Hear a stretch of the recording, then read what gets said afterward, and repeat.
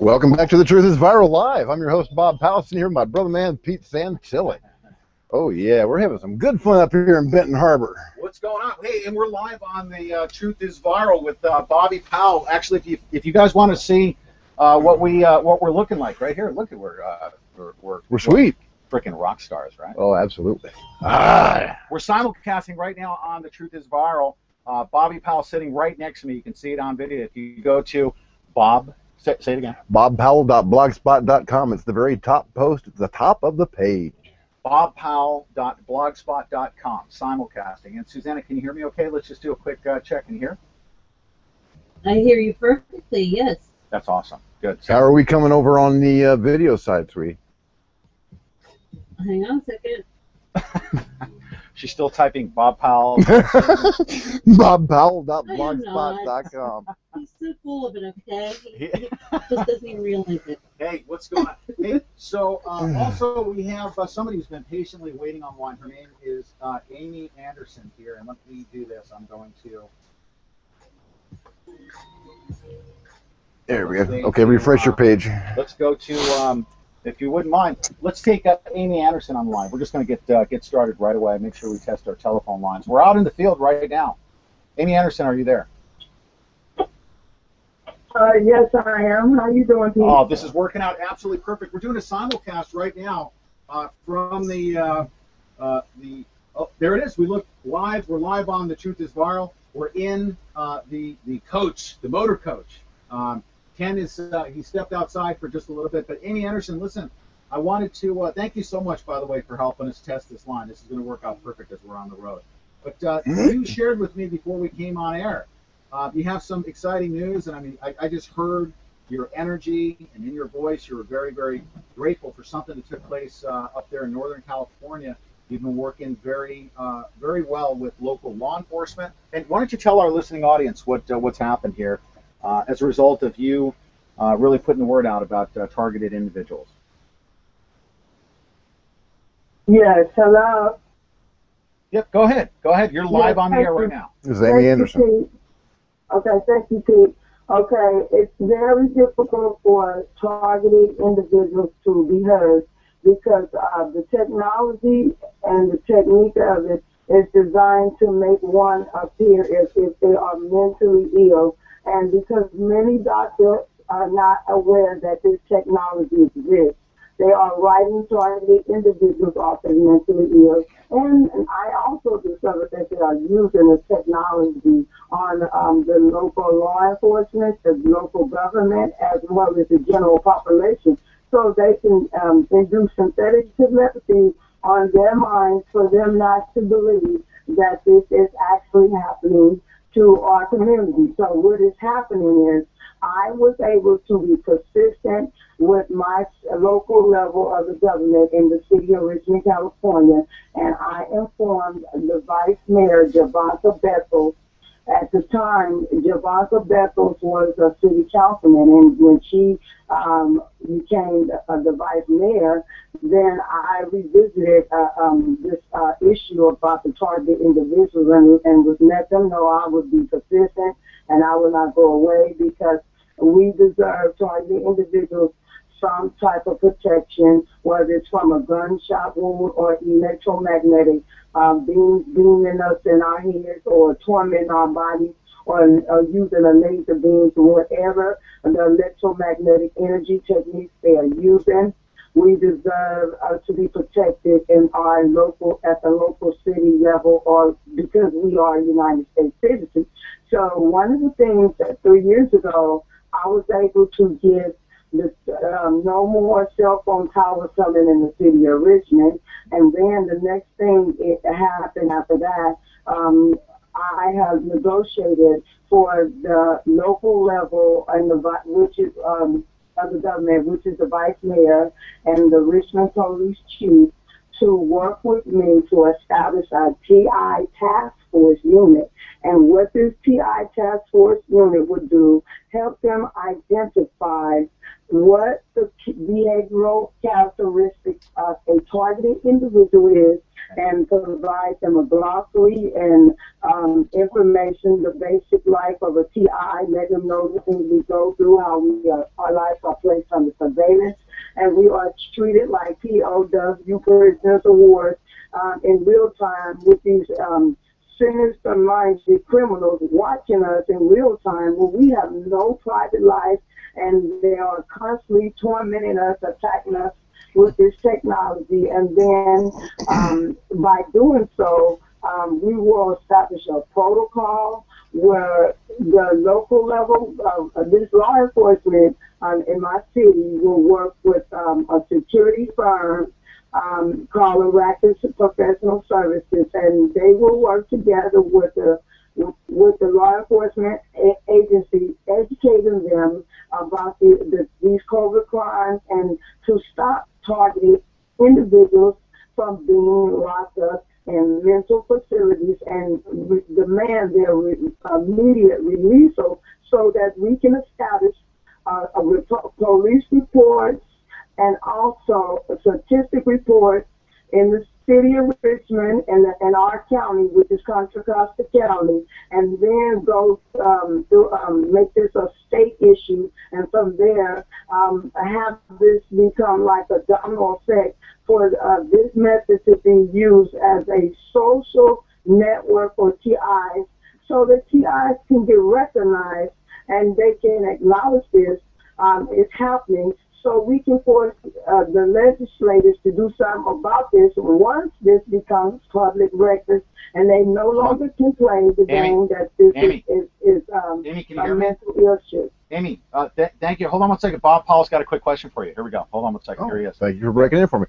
Amy, my name is Bob Powell, and I'm hosting The Truth is Viral Live right now. And my viewers some of them are unfamiliar with what a targeted individual is. Can you describe real quick what it is to be a targeted individual? What happens to a human being when the government turns these technologies on a biological organism such as yourself or another person?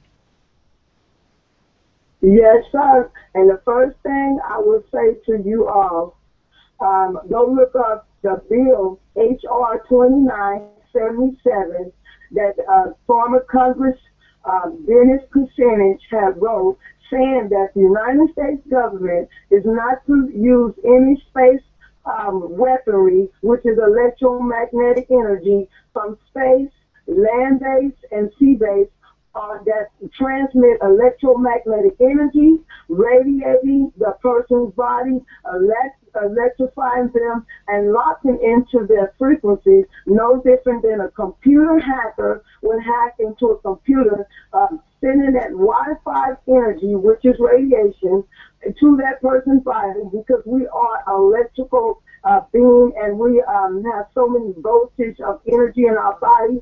They pick up that frequency of your brainwave functions, and they harness this energy inside your body. And once they do that, they can radiate you. They can play around with the spectrum, use this microwave energy, and create a burning sensation throughout your body, and torturing you by piggybacking on your electrical system. Because if anybody is familiar with the electrical system, it can be turned into a electrical communication from Wi-Fi technology. And what is happening is they are poisoning our food chain, putting nanotech in our body. And so when those who are targeting us, they automatically know our DNA molecular structure. So in other words, it's like an IP address on a cell phone or electronic device or a computer, and they know your body resonance, they know your genetic makeup,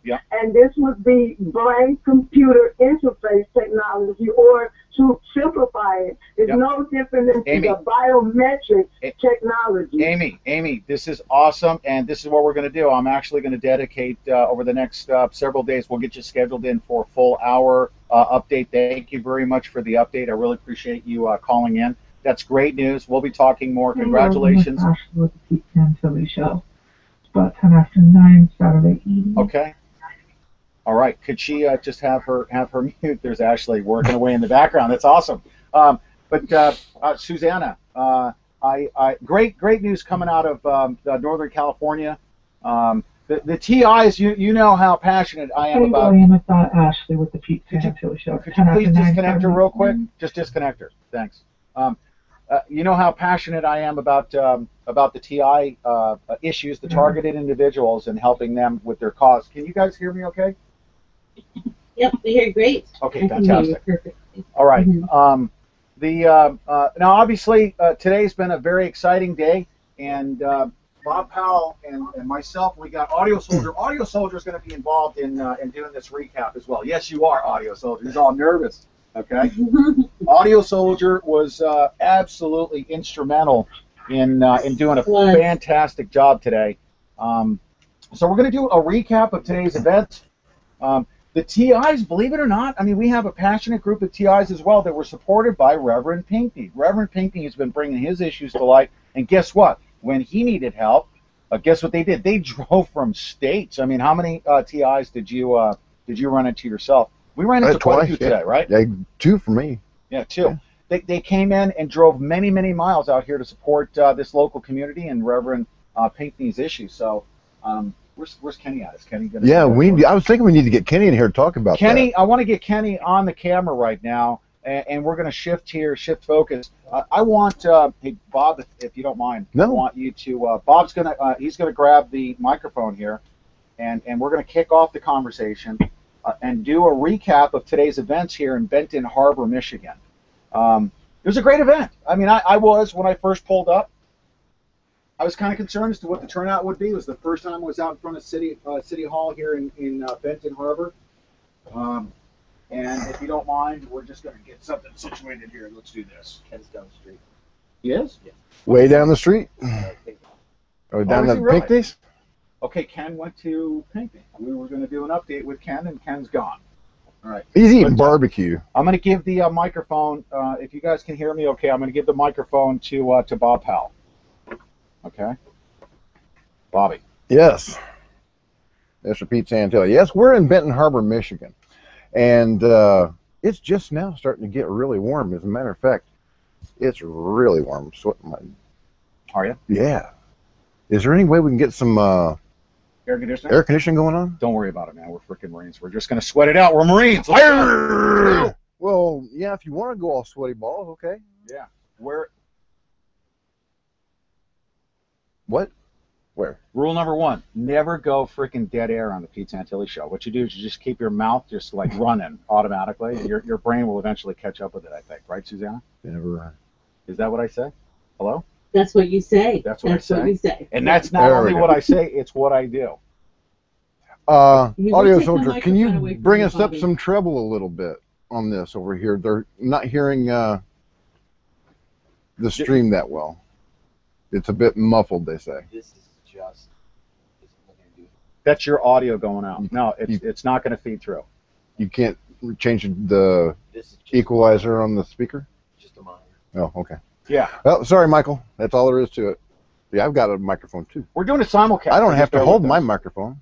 Yeah. I've got a high-tech microphone. I got some high-tech. It's very tiny. That's right. This one right here is my portable mic that we've been using. But, all right, so we're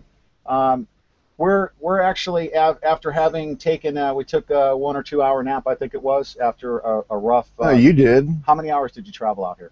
I drove 6 hours from Alpena. It's and I started out a little after midnight, got here around 6 o'clock, and promptly got lost. Didn't have any Wi-Fi. I mean, this town is really something else. There's like one McDonald's in this decent-sized town where you could get free Wi-Fi, and it took me a long time to find it. But I finally did. And once I found my Wi-Fi, then I found you because I was able to Google or MapQuest the address that you'd given me. Should we talk about that? Oh, I found you. I found you. Here we are. By the way, we're all dressed up in our U.S. Marine Corps garb. Hurrah! You guys now. Are you guys? By the way, Susanna, are you taking a look at the live stream of the video stream on Bob Powell? Yes, ma'am. But I will. Oh. Oh, we just go ahead. BobPowell.blogspot.com. .com. I know. I know. Jeez, all right. No, that's all right. We're cracking up. Look, you can see us laughing on video, and we're actually having a good time of it. All right, so we get out to Benton Harbor this morning, and we were kind of concerned about the turnout. I mean, I got to tell you the truth. It's the first time I pulled up to City Hall, and I'm like, okay, well, how many people are going to be showing up? And I was like, okay, we're expecting thousands of people here. And when we pulled up, there were probably, what? 12. Yeah, 12 people. And then we were asking around, okay, what time were you guys told to show up here? And I think it was at around 10 o'clock or so. And they said we were told to show up at around 11 o'clock, 11:30, I think. So we were like, okay. And then people started to trickle in. And as they trickled in, then we got a little bit more confident. You heard me getting antsy with getting the live streams up and running. Audio Soldier was all suited up, running around. And then, yeah, and then people came. We had a good turnout. Yeah, about 60 people, maybe 70. About 60, 70 people. So, did we have a great turnout? We did. I'll tell you what. Anything more than a gaggle is a good day for me. Yeah, absolutely. In Benton Harbor, Michigan, especially. I can tell you from my observation, they sure were passionate. Oh, that they were. And that one lady, was that Mrs. Pinkney that was saying they need to go to jail? Go to jail? What was she saying? Go to jail, and if they don't go to jail, they definitely need to go to hell. That's right. Yeah, go to jail or go to hell. Yeah, I like that lady. She was nice. Oh, she's a sweetheart. Right. Yeah, no, I had a very, very good feeling about her right from second number one. Yeah, very, very nice lady. And by the way, beforehand, I went to our Reverend Pinkney's house. I got him up on Ustream. Did you get an interview with him? No, I never got a chance. Okay. We have an interview with him. He actually gave me a T-shirt. This is before the event. He unfortunately wasn't allowed to leave. And prior to the event, I actually contacted the sheriff. I talked to him and was pretty brutally honest with him. He was actually kind and warm. You heard the conversation. Yeah, he was. The sheriff is a real nice guy, but the stories that we were getting from the Pinkneys and the sheriff weren't syncing up. Okay, normally when you have rights being stepped on, okay, it's obvious, like out at the Bundys, okay. It was obvious the federal government came in, stomped on the rights. Everybody could see it. But here we've got two different stories. See, Pete and I weren't here. We've got the Pinkneys telling their side of the story. We've got the sheriff telling their side of the story. News reports are not jibing up. So it's been a cluster. It really has, because we're trying to figure out exactly what's going on. We know that this is not right.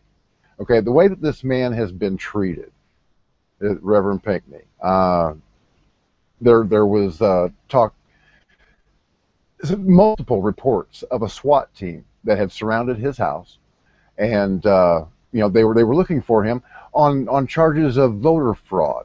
Okay, this is not a violent man, and these are not violent charges. He's not a crack dealer. He's not a gun runner. If he did anything wrong, then it has to do with ballots. Okay, there's no violence in there at all. So there's no reason for a SWAT team to come in and take care of business. There's just absolutely no reason for it, and there were multiple reports of this happening. But the sheriff said it never happened, didn't he, Pete?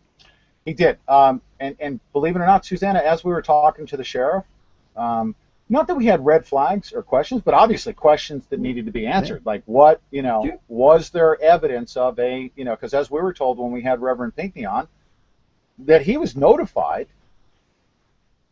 He was actually notified by the local residents who said, dude, your house is being surrounded, the streets are being blocked off, and he was actually out to lunch. So that was a conflicting story, not saying that I was questioning. I was actually more leaning on the side of why was the sheriff just kind of downplaying the whole SWAT teaming, or the fact that he would, wouldn't he? That's exactly right. That's going to be his natural reaction. So I had to kind of feel him out a little bit. Well, yeah, but he denied that it happened at all. I mean, he didn't just downplay it. He denied that it happened at all. Flat out denied it. Okay, and that's totally inconsistent with what everyone said. And every person that I've spoken with today said that his house was surrounded. and the streets were blocked off. And in fact, as he was out to lunch with his wife, his attorney actually said, "Don't go back home. You know, we'll negotiate your voluntary surrender the following day." So that's the way his attorney advised him. So guess what the bottom line was? The sheriff, I thought, based on the information that we got, was flat out just absolutely denying for, I guess, corporate liability reasons. Right. Okay? There's a lot of money coming in here from Whirlpool, I learned today. Yeah. Well, Pete, look what happened at Bundy Ranch. Daniel P. Love denied they were killing cattle. He denied that that one of his agents grabbed Barbara, one of the women, the Aunt Barbara, and threw her to the ground. He said that he just gently nudged her because he didn't want her to get hit by the truck. That was a blatant lie. I mean, they lie.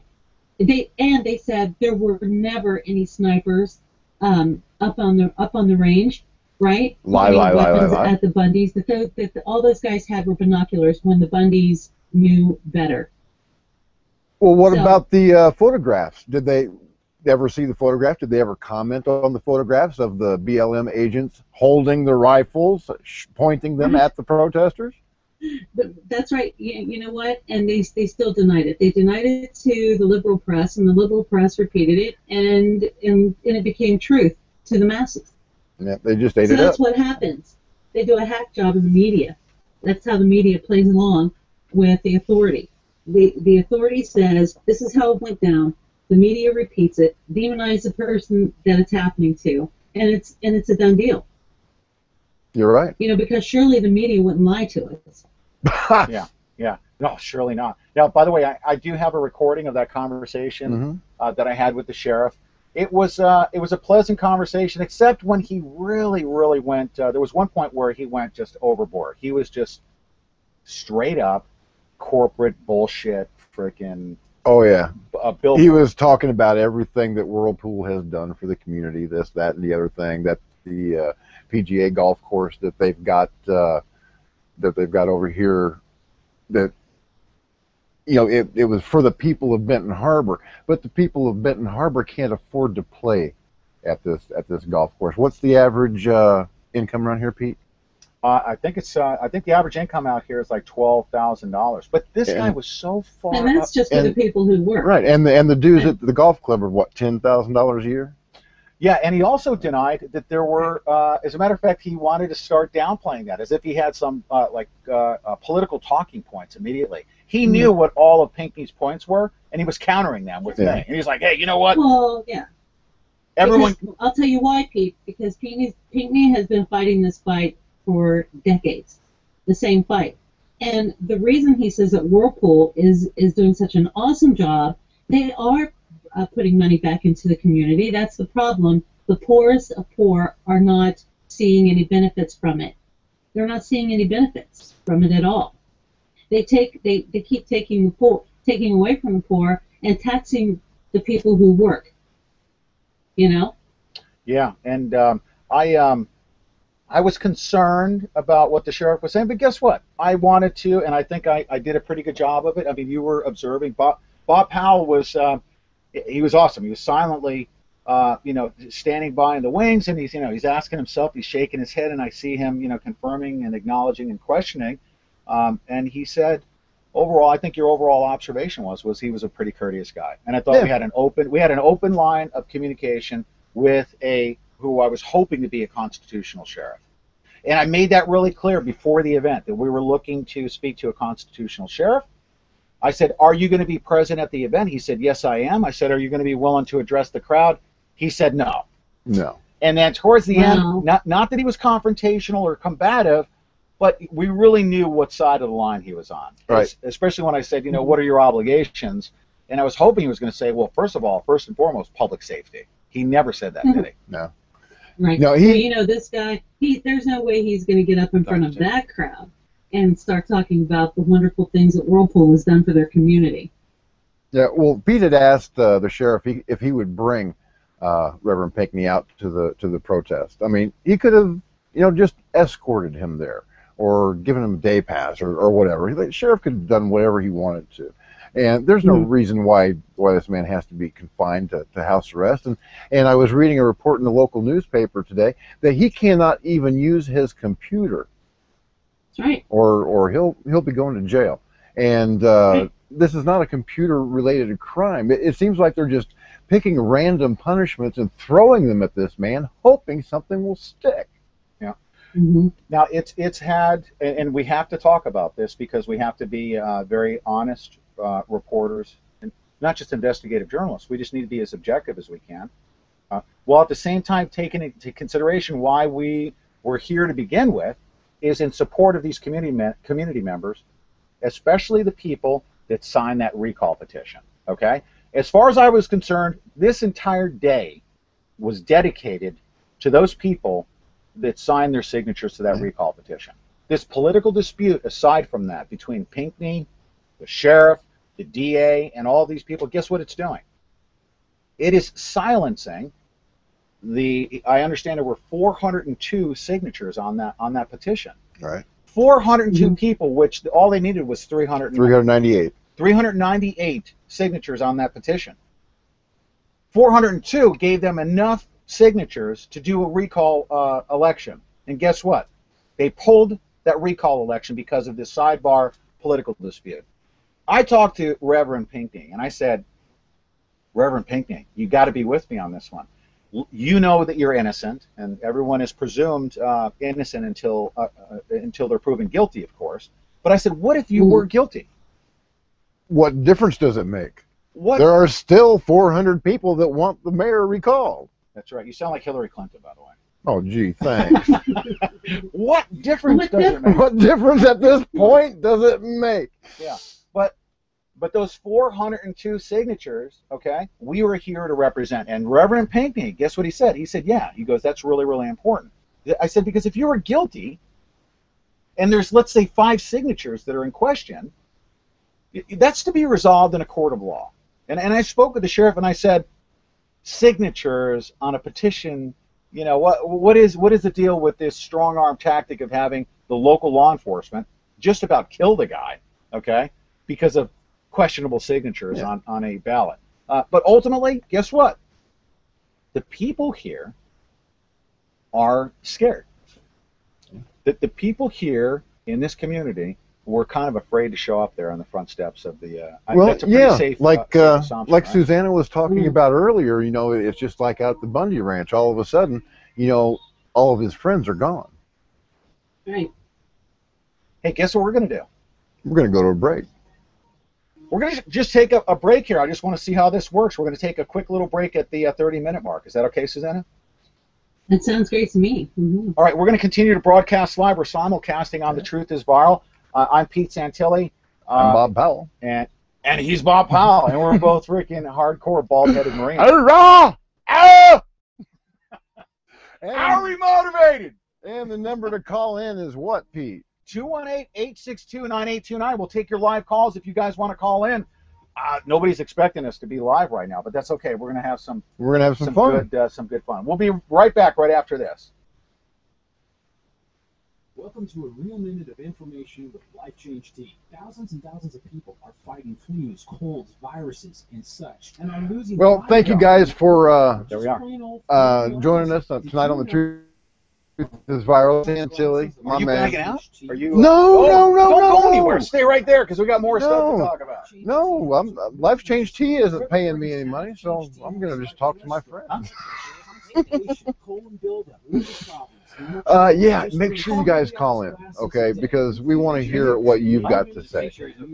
Tell them to get these butt down here. We want to get them on. We're live. You know we're going live. No gimmicks, just results. So order today. Log on to Kenny.com. That's get-the-tea. Kenny from Michigan. Knew we were going live. Right at the time we went live, he left and went down the street. So. Bailed.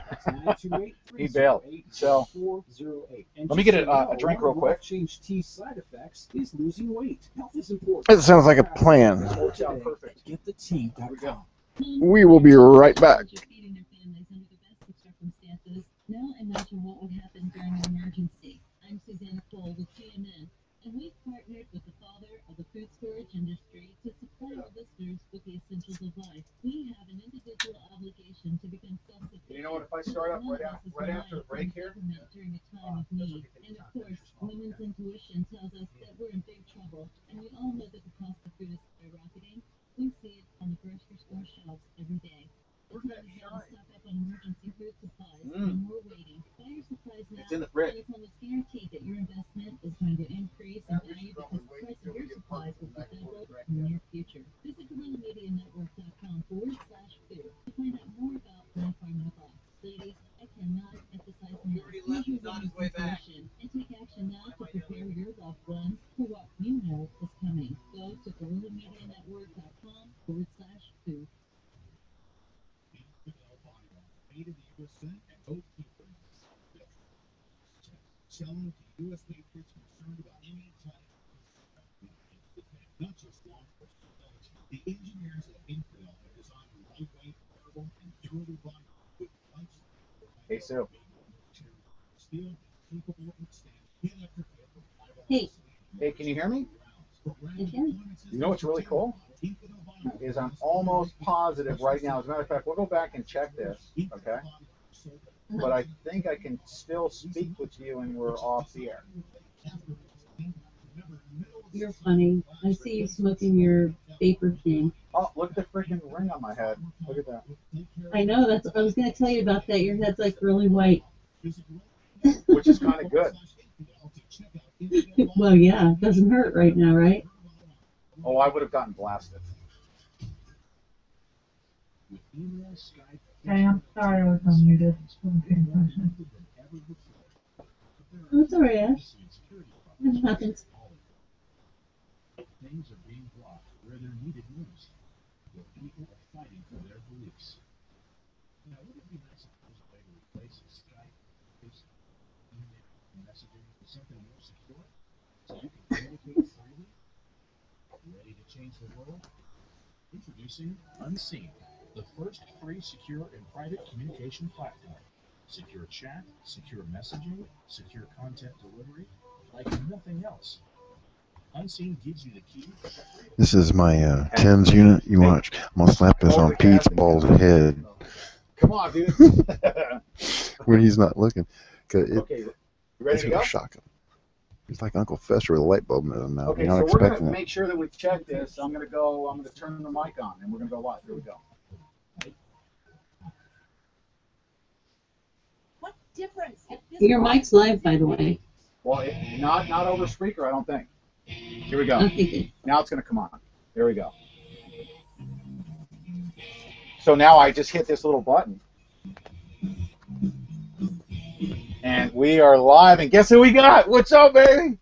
It's Audio Soldier. We got Audio Soldier on it. Hey, you guys want to see Audio Soldier? Go ahead and look at the live video that we have on Bob Powell's BobPowell.blogspot.com. You know, it's blogpowell.bobpowell.blogspot.com. Just kidding. No. Actually, it's no. I, on a very serious note, I want all our listeners to know. Bobby Powell has been close to us for quite some time now. About 2 years. Yeah. About 2 years, man. Can you imagine? 2 years has gone by. Yeah, we've always remained very, very close to him. And look at how close we are. Yeah, this is the first time we've ever met. This is awesome. First time we met, in person, and the first time, by the way, to my right is Audio Soldier himself. What's up, Audio? That's right. Welcome, everybody. This is my alternative media video debut. So hope you guys all enjoy it. That's right. And he broadcasts live on, say it. That's right, on Gorilla Media Network. Sunday nights, you guys come check out some live techno, and then Pete Santilli follows me with live techno, and you can't get it anywhere else but Gorilla Media Network. So check that out Sunday nights. Let's freaking get the decks going right now. Yeah, we could have a party tonight. We were cranking it up this morning. Oh, Suzanne ain't here, so we can't have a party. Well, yeah, no, we can have a party. Sure, we can. I got a credit card. I missed the question. Anyway, we're gonna throw a party. It's being said here. Well, we've got moonshine. We got some freaking moonshine. He did show up. Who do we have? We got 5-0 outside. Who do we have pulling up? We got somebody pulling up. We got security. We have security concerns here. Stand by. Who is that? I didn't see who that was. It's a PT Cruiser. I don't think that the Benton it's a PT Cruiser. I don't think that the Benton Harbor police are cruising around in a PT Cruiser tonight. No. Hey, you know what? Where we left. They might. Let's pick up where we left off, but don't forget we have to mention that awesome guy. I'm going to tell you something. One thing that we do need to comment on, and audio, you can verify this as well. Hey, Kenny, don't take off down the street. Oh, okay. Yeah, you're going to come back though, right? Yeah, I don't see a thing. Because I want you to come on and talk to everybody. We had a great local police department there. Oh yeah, Benton nice guy. Harbor. I'm telling you, I mean, I don't care who you are in this town or even as outsiders. These people treated these local residents with absolute respect. And they treated us great too. And you know, they're not just police officers; they're the public safety department, so they take care of fire department duties as well. And you know, they're doing a great job. They really are. They are. They actually help facilitate, and we're talking about an event that took place here, and it's a big one. And this police department was absolutely strapped because they were covering the PGA. So they were dealing with that, and then having to deal with a local protest, and they were stretched thin. And they treated the protesters with absolute respect. They treated us with it very, very graciously. I felt they were very hospitable. But guess what else? I need to make this comment. Okay, go ahead. And this is going to be a lesson for everyone. Do you think that they were on their best behavior because we were here covering this thing? I think so. I think probably after the phone call that you had with the chief, I think that he probably or with the sheriff, I think he probably got the word out. But you did see it. You saw them facilitating the protesters as we were marching. You saw officers on motorcycles and cars stopping traffic, and actually another thing, and I think not just the people in law enforcement, but also I'd like to say a little bit about the local community. You didn't see people in their cars upset that they had to stop. You saw them smiling, very respectful, and didn't seem to have any problem giving people their right of way and having a lot of patience. So I think that goes a long way too, not just. And maybe that's something to say about Benton Harbor, maybe in not the nicest place, not the richest place, you're still going to find good people, and I think that can be a lesson for everyone. Yeah, absolutely a lesson for everyone here. And here's the most important thing to put out there to everyone is that you get a freaking camera, okay? Mm-hmm. You speak with your local police, right? Your local police chief, especially your constitutional sheriff. We did that today, right, Kenny? Right. And Kenny's going to be joining us here in a moment on camera. But a lesson to be learned is that we are the media, okay? We must have a good relationship with a constitutional sheriff. That's a given in every single I think any citizen should know their sheriff. You know, people are afraid of police because you see on YouTube, you get beat down. You call for help. You need help, and they come and they just kill you, dead. Well, and I'd like to say something to what Pete just said. And there's a lesson to be learned. We are the media. After about 3/4 of the way through the event today, we saw local news show up, and I did make a comment to the guy. He must have got the time wrong on the memo. But what you saw this gentleman do, this local news reporter, he set up his camera, he took a couple shots. You could tell he took a couple audio recordings to probably cut up and use to further whatever they wanted. But what you didn't see is them show up, cover the event, record the whole thing, and that's what any person out there. If you've got a cellular phone and an iPad, you can broadcast. If you've got an iPad with 3G, you can broadcast. And we can start networking together. Everybody out there, you have two gentlemen sitting right here to my left who are a fantastic example of that. That one person can make a difference, and we have the tools these days to make that difference. One person at a time. One person is going to grow. And as you know, when things multiply, they grow exponentially, and that's what we're all capable of doing. So, and it's not really that expensive. This computer that I bought cost me $450. This microphone was another 125, and I got 2 microphones. One's wireless. So I've got the computer, I've got the microphone, and I've got a $65 camera right there. And over the last 90 days, The Truth is Viral has been seen more than 2 million times out of an investment, a little over $700. That's awesome. So we are the media, right, Susanna Cole? Always. Yeah. Always. And, you know, I like the new thing that everybody's saying. They're not calling it alternative, and they're not calling it independent anymore. They're calling it the new media. And I like that. Yeah. Hey, listen, I want to bring Ken on. Hey, audio, hold on a second. Before I bring Ken on, audio, we're going to talk more about what audio did today. This guy, I mean, he was all geared up. We got gear everywhere. We were definitely situated for this event.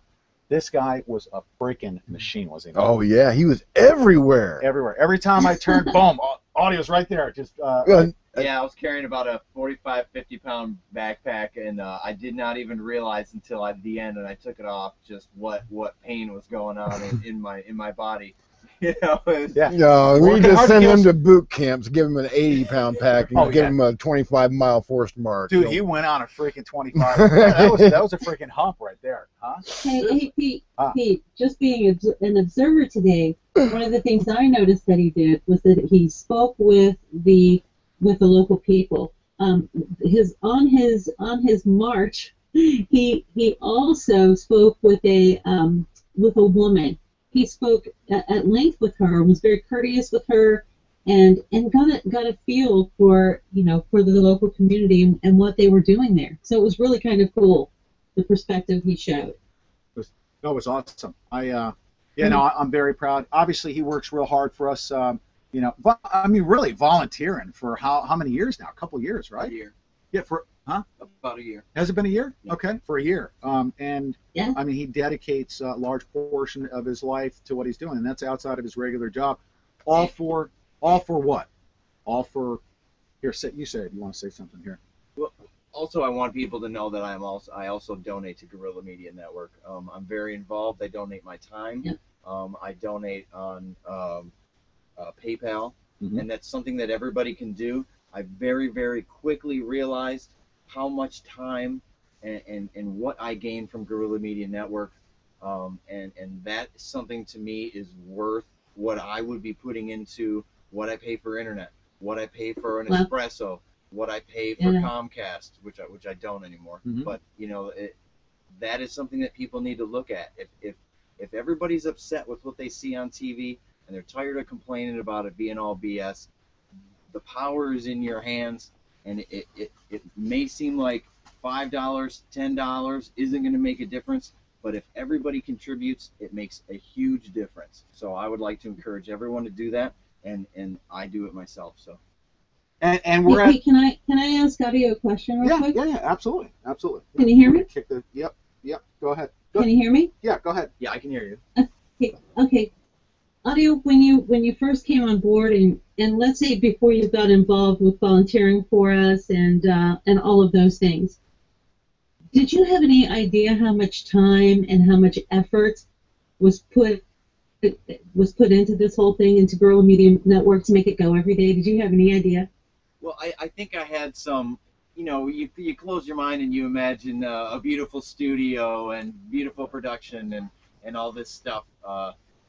And from being a DJ myself for about 15 years, I do know what goes into it. I do know what dedication goes into it, and it's our art, it's our practice. So, but I may be different than a lot of people because of my musical background and my technical background and my self-exploring of those things within there. So, asking me that question and asking John Q. Public off the street, you're probably going to get 2 answers. So I don't think I'm very surprised with what it takes, but I have been incredibly impressed with the quality of Guerrilla Media Network once you get down and get involved and realize we're just everyday people. We're the same people you might meet on the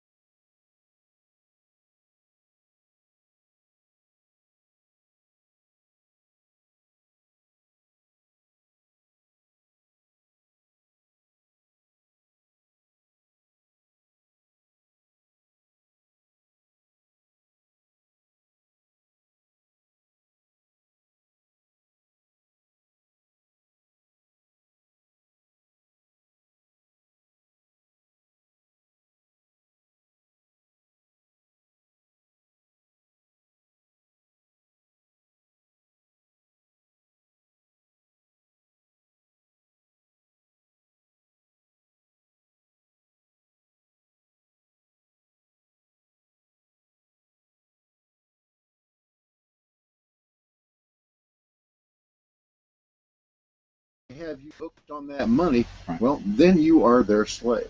Did you hear that scenario he just broke down? He reported $200 in income, earned income. He actually went out and physically worked, to make $200. 70 hours a week. Yeah, right, to make $200 on internet clicks, especially as you're getting started. But he took a $600. Now, what, they say compensation drives behavior. What's your natural tendency going to be at that point, to where you're out busting your hump for $200 to lose $600? Well, see, Pete, that I have a very personal motivation for doing what I do, and it exceeds any monetary consideration. As long as I've got food to eat and a cheap Walmart shirt to put on my back, I know somebody's going to get me on Walmart, but God, it's a $5 shirt. Come on. I don't care. I've never had money, not since I was a kid. I grew up with money, but once I joined the Marine Corps when I was 16 years old, after that I was on my own, and I never had money, and I've lived a great life because, well, I guess I was lucky. I found an awesome woman that I could share that life with, but our personal needs, we didn't care about money. We raised our family where we have family game night or something. Instead of going out to see the latest movie, we'd stay home and watch movies on Netflix when they come out 8 months later. Money is not the main force that should be driving your life, because number one, it's an illusion. It's not worth anything unless you're in the woods and you don't have any toilet paper. And what's it going to buy you? Is it going to buy you happiness? No. Some of the most miserable people in the world have all the money that they could possibly think of. And some of the happiest people in the world don't have two nickels to rub together. So, your life is what you make of it. And you've got to find something important to do with your life. And we're doing something important, Pete. I think that we are. I think that we are truly saving lives with what we do. Man, met a guy, by the way, I'm going to say a big shout out to one of our long-term listeners. His name is Jerry, and he showed up late, and it was actually worked out great because we had more time to speak with him.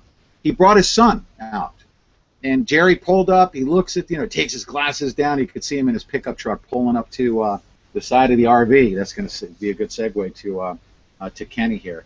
But he looks at the side of the RV, and I could see him, talking to his son, and he pulled in their pickup truck.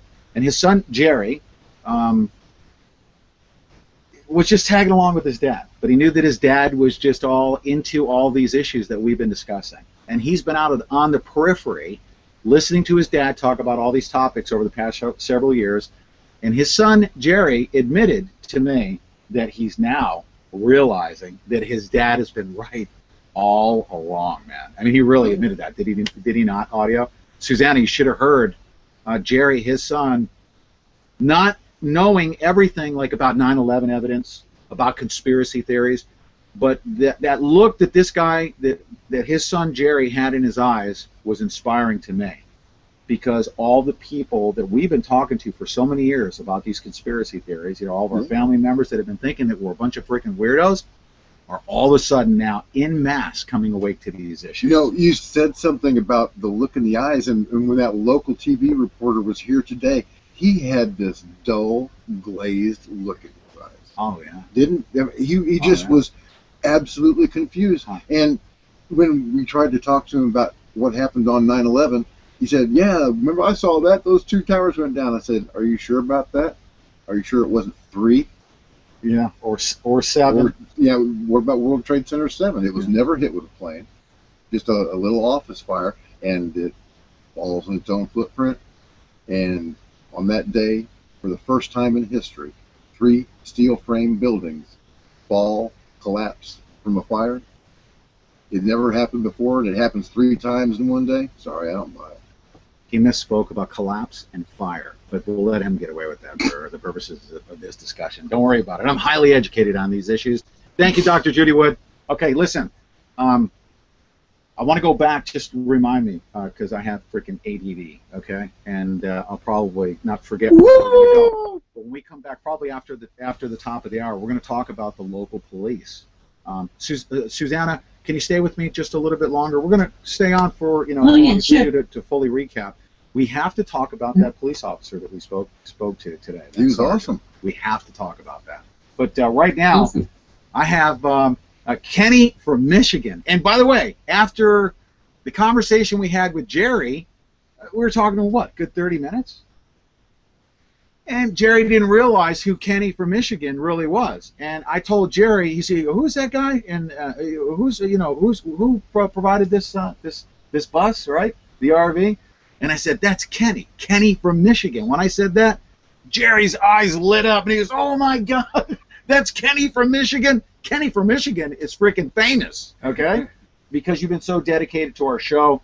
Not only dedicated to the show, but he knew how important this trip is. We're sitting in a vehicle that you've actually had, that you planned for retirement. It's been sitting here for a while. I want to thank you from the bottom of my heart, and everybody thanks you for making this this day possible. But thanks a lot for making the donation to get out on the road. And we got great signage you guys have been seeing in the pictures. But Kenny from Michigan here. Ken, what's going on, man? Did you enjoy the day? I enjoyed the day, and we're going to call this, instead of the Pete Santilli show, the Rolling Rocks, because when we start downhill, you can't stop us. So, yeah, that's right. But no, we had a great day, and we opened a lot of eyes. Just a sign on the motorhome, "Take your country back." People start asking questions. What do you mean about taking your country back? Well, we're trying to take it back because it's been hijacked. Yeah, that's a pretty powerful message on the side of it. Yeah, very, very powerful. And we've had a great time, and it's only been one day, or a day and a half now. I mean, this has been great. I'm enjoying it. I look to the rest of the month. And thank you. That's right. Susanna, do you have any comments for Kenny from Michigan? No, just that, well, yeah, yes, I do. That Kenny's been he's been so great. Starting with the Bundy Ranch, he stayed. He was a great support system during that whole thing. And you know what? Now he's doing this, and he supports the Guerrilla Media Network in so many different ways. So I just wanted to say thanks, Kenny. Kenny's the one. I mean, really, we couldn't do this without you. That's the truth. Well, I enjoy doing it because I'm 70 now, Suzanne, and this is going to be our last hooray. If we don't stop it here, I think we're going to lose it. So we're losing our freedom, and people better wake up fast. That's all I can say. He knows how critical this is, and Kenny's been at these events, Bundy Ranch. You know, you've been staying with us, educating me on the TIs and the targeted individuals. I've been getting educated with him on those issues. And let me tell you this, Pete. Kenny is the one who introduced us to the story of Reverend Pinkney. Yeah, that's exactly right. Right. That's right. You were the one that told us about Reverend Pinkney in Michigan. That's why we're here in Michigan. That's right. Ken, what do you know? I'm gonna let Bob make some comments about, because you've got a chance to meet with Kenny from Michigan. What's your commentary to Kenny? This guy is off the chain. Oh man. He is. Kenny from Michigan is easily the nicest man that I have met in years. Yeah. I mean, he's generous, he's kind, and I mean, he's feeding me hamburgers, for crying out loud. Look at him, he's like, no, shh, cut his microphone. No, I'm really honored and privileged to have met you, Kenny. And, same here. We're gonna have some fun later tonight. Yeah. There we go. Audio Soldier, you want to drop that stripper pole? We have a stripper pole. Audio Soldier's going to jump on the stripper pole right now. Him and Kenny. No, that'd be embarrassing on my part. Kenny has a Reverend Pinkney thong. He's going to. Oh no! Just kidding. Oh, I need some breathing for my brain. Just kidding. All right, so Susanna, back to a very serious note. All right. Kenny realizes how critical of a time, and when we were driving out here, we talked about how serious this present time is. That and this isn't to scare everyone. The reason why we're so passionate and so hard, I mean, we're working really, really hard to get this information out to everyone, and it's a broad range of issues. We're talking about 9/11. We're talking about the police state. We're talking about reclaiming our land, in 11 western states. talking about a constitutional sheriff and having a good relationship with law enforcement. We're literally on the precipice. I would say this is a pretty safe assumption. We are, I would say, any day now faced with a possible implosion of our society as we know it today. Well, yeah, when you've got half of the states in the United States telling the government to take their National Defense Authorization Act and shove it where the sun doesn't shine. Like here in Michigan, 100% of the Michigan state level representatives, 100% of the Michigan senators nullified the National Defense Authorization Act, sections 1021 and 1022, that allowed the United States military to arrest any person, hold them indefinitely without a charge or a trial. So Michigan at a state level nullified that. Governor Snyder signed that into law just before Christmas. It was a great Christmas present. So yeah, we're at a precipice, and it's going to be states versus the feds. So, you know, work your state government, work your local government, and get to know those people, get to know your sheriffs, and because these are the people that are going to end up saving your life. Okay, so here's the deal. Susanna, we're going to be really loosey-goosey with the schedule. We're not going to go with full hourly increments. Let's go over the top of the hour here and come back and continue on. We'll wrap up. I want to have that discussion about the local police. It's a great discussion. Wait till you hear what we have to say about our conversation with that local sergeant here in Benton Harbor, Michigan. I'm Pete Santilli. We're here live out on the road. We'll be right back after the top of the hour break. We're just going to take a brief break. We'll be right back.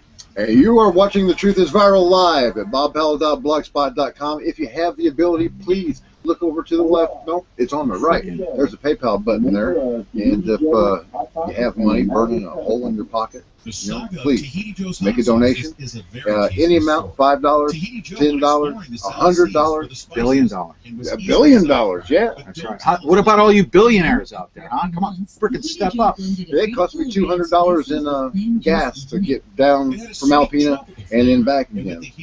Audio Soldier actually chipped in $20 to get me back home, and Kenny gave me $20 too. That's right. So, you know, if you guys want to donate $20 to help me get back home, no, it's hit really, that PayPal button. Yeah, it's important, and to get this also, I mean, obviously for your show, we need to support our favorite social media and I'm sorry, not social media, alternative media personalities and people that are bringing you the news that you're relying upon. We really, really need to do that to get this RV out here. I mean, can you imagine the fuel? Oh, yeah. That it's going to take to go around the country. So we're talking to our listeners all the time, literally begging them, because they want the coverage, begging them for support, because we have to be listener supported. We're not going to have Viagra commercials on The Truth is Viral or GMM, and it's going to happen through support from you guys. If you stop supporting us, the fuel runs out and you don't get the coverage. We just can't continue on. So back to CNN. Yeah, right. Free CNN. So I'm bringing. I'll be honest with you guys. The Truth is Viral, right? I'm never going to lie to you. I'm bringing in between $600 and $800 a month on this show, and that is just almost a little bit more than making up for what I lost. Only I've got to keep on going for another 12 months, another $400 a month, and then maybe I'll break even. But I don't care. If you got it, you want to help. But 1 minute, now we're going to come back. Yeah, 1 minute, we're coming back. 1 minute, we're going to come back on the Pete Santilli show here. Here we go. It was a quick minute. Less than a minute. A New York minute.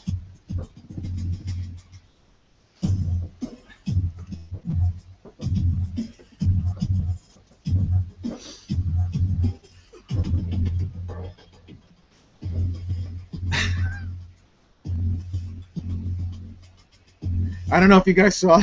Did you guys see that? I was forearming and swinging my fist here to the beat of the music. Pumping it. Pumping it. Pumping it. Oh! Pump it up! That's right. Pump it up. Hey, Suzanne, are you there? Can you hear me? Yes. Sue. Did you see? Yes. Did you see me goofing off on video? I do. That's what I do in the studio. Yeah. That's what I do in the studio. You know what? I need to freaking, I don't know, stay shaven and get on video. The only guy with hair here today. Yeah, he is. We're all a bunch of bald-headed dudes. I hide it. But anyways, we're back, and I do want to speak to and we'll probably conclude this segment if you don't mind. I wanted to let everybody know we're going to be broadcasting periodically throughout this road tour, sporadically. Of course, we'll do our regular daily broadcasts, and then we'll have more relaxed settings. But speaking of relaxed setting, we had a sergeant. I'm not even going to mention his name. Yeah. He's a good guy. Actually, I have tremendous respect for this guy. He reached out to us. He was from Benton Harbor, sergeant, probably second in command to the local police chief. The police chief in Benton Harbor, man, this guy was freaking the bomb, man. This guy was the bomb. Now, we're also talking about a police chief that was strapped big time because he was doing the senior PGA tour. And, I mean, that was a big event for them. They had a lot of people here that they only have once per year. So these guys were strapped from a labor perspective. This guy came to City Hall, opened up, the police chief did, opened up the front door to City Hall to allow people to go to the restroom. Yeah, that was sweet. I mean, that was just nice. He didn't have to do that. He did not have to do that. It was a gesture. You know what, even if he felt compelled to do it because of the seriousness, back to the following point. He knew the power of alternative media. And because of this report that I'm giving to you, and it's a positive one, and it's right? Yep. The power of the independent media being there, even if he felt compelled to conduct himself very courteously to the public and to treat the people he's serving with absolute respect, courtesy, excellent customer service. This was going on at the time we were on the front porch of City Hall with the. Why are you laughing? I said front porch. I said front porch and he started laughing. It was on the front porch of City Hall. What? Okay, Cletus. Are you saying? So we were on a very serious note. We were on the front steps of City Hall, and he's going back and forth, allowing people to go to the restroom, opening up City Hall to allow people to do that. Yeah, and another thing that there's a reason. Oh, sorry, Bob. Go ahead. Another thing that I believe that the law enforcement made quite clear is that they respected today the people's right to gather, the people's right to free speech, and the people's right to protest.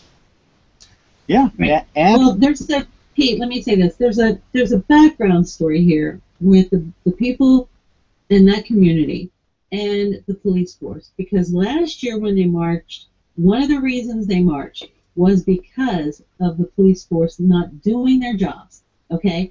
So what was happening? There was a lot of young black men who were dying. One in particular that the community was very riled up about, and I forget what his name is right now, but I do remember the circumstance quite clearly. He was dating a white girl in the community, okay? Now, regardless of what this young man's background was or whatever it was, you know, I'm not here to judge his background, so I'm just going to tell you the story.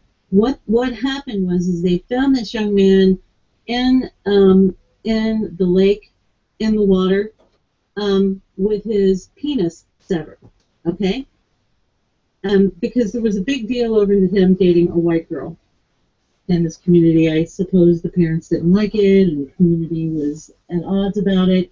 And so when the police investigated this crime, what the people thought were a crime, it came back that even though he was severed, that they ruled it as natural causes, and they did not even investigate. They didn't investigate at all. So there's been a very rough relationship between the people of Benton Harbor and the police force. So I think being on world news today, they probably upped their game a little bit because of last year. I'd like to know, how does your penis fall off? By natural causes. It doesn't just fall off. Good point. Good point. Actually, great investigative journalism. Don't go to Amsterdam. Did it fall off or were it chopped off? Or was it chopped off?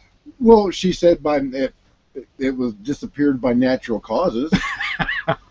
I can't think of any natural causes where your penis just falls off. Yeah, could you imagine? Yeah, that's what they lampreys ruled it. and They Lake did not Michigan. even investigate it, and it was a huge. It Penis. was just a huge. It was a huge. Oh, Right? yeah, No stereotypes. It was a huge penis. yeah. That's what I thought you were going to say. I was getting ready. I'm sorry. It was a huge wedge. It was a huge Huge wedge. between, Right. You go ahead. the people of Benton Harbor. It was a and- door stopper, baby. Yeah, and you know what? And that wasn't the only one. That wasn't the only one. There's lots of examples of that happening in that community. So yeah, there's a One quick past comment. One between quick- the people One- and the police force. They don't trust them at all. Ken At all. has a comment. Put back to my point, okay? Despite all that, how they conducted themselves, even if they felt compelled, is going to happen in your community if you're out there with a freaking camera, okay? Yeah. And you're holding your police accountable. And you know what? They're going to think twice about doing anything stupid during a protest because people constitutionally have a God-given right to come and go as they choose, express themselves freely, and when you're out there with a camera in their face, it better be on their best behavior. And that's the relationship we want with our local police, is to hold them accountable. I say we put That's all of right. our police on helmet cam and stream it, right? And maybe people Everything will they do. maybe people will have an appreciation for what the police do because they are going into bad situations. They're making stupid moves because they can do stuff behind the scenes. And let me go to Ken real quick. He's got a comment. But Susanna, you're talking about the black guy with coming up with no penis, and you would think that Pete and him's laughing at me, but you would think the community would be outraged. That out of town of 8,000, you'd think there'd be at least 5,000 of them down there saying, enough is enough. But I talked to people today, and they said these citizens are scared. They're scared. They're getting intimidated by the police. So that would make me come out even more. You come to my door and tell me that you're going to do this and that to me, you're going to get a big pushback. And that's what they got when they did to me what they did when I woke up and found out that, hey, it ain't all about me retiring because I worked hard all my life and I was enjoying it. They come showed me that we're just going to turn your life upside down whether you like it or not. Well, you got pushback from me. So maybe that's what it takes for the other citizens to finally come out to the point where they say enough is enough. I don't know what it's going to take, but it is going to come to that point. Yeah, that's Right. that is a great point. Is that the local residents? Okay, I was disappointed in a town of 10,000 people that more people weren't here. But we could sit here and criticize it. We also need to consider the fact that this man Pinkney has been, as a result of him getting signatures on a petition, SWAT team. These guys come out and protest. What are they going to expect, right? Are they going to be in fear? I mean, we have to consider that. Well, yeah, they very well could be. I mean, look at what happened to the militia out at the Bundy Ranch. There's an active FBI investigation into each and every one of those people because they allegedly pointed their weapons at federal officers. Yeah, and the appropriate letter for FBI is F. Okay, how about that? By the way, that's a good visual, right? Yeah, I'm sorry. I would like to see F. how the government would be able to prove that any particular individual had ever laid the crosshairs of his weapon on any other particular individual. But of course, they don't need to prove that unless they get the case actually to the court of law. That's where SWAT teaming comes in. Mm-hmm. Okay, you go to question the suspect, bust down his door, kill his dog, and then shoot him. And then I'd also like And to then see qualified immunity. qualified immunity, and I'd also like to see them demonstrate that everything that we did at Bundy Ranch was not in self-defense. How about that? Yeah, good luck trying that. Yeah, that's going to be a big bone of contention in the court system. Were these people defending themselves? These people, these peaceful people, forced to have to take up arms. Back to our point here. By the way, we're talking about this as to what happened with Bundy Ranch with this sergeant. He came out. He pulled up right before we were about to leave, right? Mm-hmm. Were you kind of nervous at first when he pulled up? You hell, weren't? they don't You thought make, he was nice? No, they don't make me nervous. No. Well, not nervous, as in, did you think that he was going to be confrontational at first? I didn't know what he was going to do. But I walked over to find out what he was going to do. Right. We spoke with him. We weren't afraid to talk to him. No. And We educated him. educating him, that's absolutely right. It turned out to be a great educational session, and I was shocked and floored by the fact that this guy was awake. Yeah. And guess what else? Guess what else? We have, and I'm going to speak to everyone out there in every single county and every single city. You know what's going on out there, okay? And they're afraid to speak out. What was the first thing he said to me? No, I was in the bus. He said, "Are you recording this?" Oh yeah, he did say that. He was concerned about it because he wanted to speak frankly to us. He said, "Are you recording this?" And I was not going to. I could have, okay? I could have, and I thought about actually throwing record on. But the conversation was so awesome, and we had a great rapport with him, and I wanted to respect that. And I had we had a personal, private conversation with this guy. He was very frank. He was in uniform, and he was speaking out frankly about what he's observed as an awakened sergeant in a police force, in a local small community. Susanna, was awesome. Yeah, it gave me a lot of hope, because I see this up in Alpena County too. Our sheriff is a really nice guy. Very quiet, very low key. He's not the kind that he's not going to cause a problem, or even address a problem before that problem presents itself. So I have talked to him and his deputies and other law enforcement officials and elected representatives from around northern Michigan, and they like the information. What they're doing with it, I don't know, but they're still listening to me, and that's a positive thing. And I feel safe in Alpena because number one, Michigan is one of those states where they have nullified the National Defense Authorization Act, so I don't have to worry about federal agents coming to my house in the middle of the night and black bagging me because of my big mouth. My sheriff is going to stand in the way of that, and this is a relationship that you too can cultivate with your local sheriff. Go talk to them. They're not scary people. I mean, well, they could be, I suppose, but they're just like everybody else, just like every other man. They put their pants on one leg at a time. Okay, I've interviewed governors, I've interviewed senators, some of the most powerful people in the United States, and these people, my God, they've got bad breath. They've got schmutz on the corners of their mouth. They're human beings, just like each and every one of us. They're fearful of things. They're hopeful for things, and they have emotions and they have feelings. And you just got to learn how to treat them like human beings. And I guarantee you that you'll get that same respect and treatment back from I can't broadcast now. Awake individuals. Yep. You know what, Susanna, can you hear me? I can. Okay, hold on a second, okay? Because I just dropped off on Spreaker for some reason. Yeah, we lost connectivity here. All the way around. So hold on one second, okay? I'm good. You're good. I'm good. I suck. Yeah, Audio Soldier, great internet connection. Bobby Powell, awesome. Me, I freaking suck. Okay? I'm going to put up a wireless network. You can connect to it. Right on there, okay. What's up? Freaking What's up?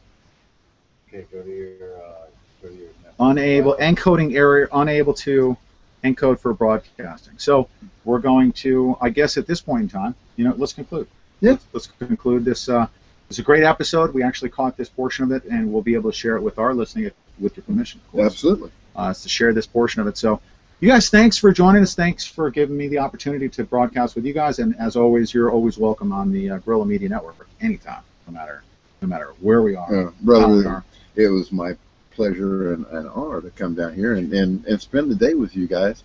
I'm going to be going back up to Alpena tomorrow after I've gotten some sleep. I still haven't slept for like 2 days. But when I get back up there, I'm going to keep doing what I do. For everybody that has been asking about my wife, latest PET scan showed that their cancer had spread again, and it's extremely active. Prognosis is not good. So I'd appreciate if you kept her in your prayers. And that's all I want out of life. I want my wife to live. So I know it can be done. I know that miracles happen every single day.